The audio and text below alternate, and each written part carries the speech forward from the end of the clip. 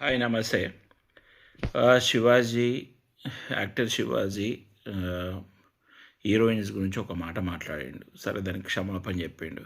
అయినా కంటిన్యూయస్‌గా దాని మీద ఎందుకు చర్చ జరుగుతుంది? ఇది ఎందుకు? ఒకసారి ఒక మనిషి మాటలు తప్పుగా మాట్లాడినప్పుడు, పదాలు తప్పుగా దొర్లినప్పుడు క్షమాపణ చెప్పిన దానికంటే ఇక మించింది ఏం లేదు. ఆయన తప్పు తెలుసుకున్నాడు, క్షమాపణ చెప్పిండు. ఇక్కడికి టాపిక్ క్లోజ్ చేయాలి.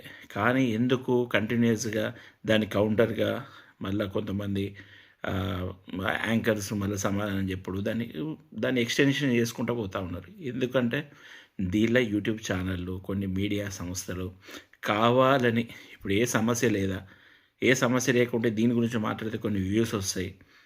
ఆ ఛానల్‌కు కొంచెం పెరుగుతుంది. ఈ మధ్యలో కొన్ని ఛానళ్ళు అయితే ప్రత్యేకంగా డిబేట్లు పెడతా ఉన్నాయి. అంత అవసరం ఏముంది? ఒకసారి ఒక మాట తప్పు దొర్లినప్పుడు ఆయనకు తప్పని తెలిసి నీకు క్షమాపణ చెప్పినాక అక్కడికి క్లోజ్ చేయాలి.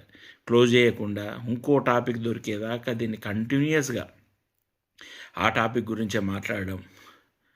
ఇంకా కొన్ని ఛానళ్ళు అయితే డైరెక్ట్ పోయి పబ్లిక్‌లో ఇది ఎవరు రైటు, ఎవరు రాంగు అని ఇంకా దాన్ని సమస్యను తీవ్రంగా చేయడం తప్ప దానిలో పనికొచ్చే విషయం ఏం లేదు. ఆల్రెడీ ఆయన తప్పు తెలుసుకున్నాడు. మాట్లాడినందుకు క్షమాపణ చెప్పిండు. కంటెంట్ మాత్రం కరెక్టే అన్నారు. దానికి కట్టుబడి ఉన్నా అని చెప్పిండు.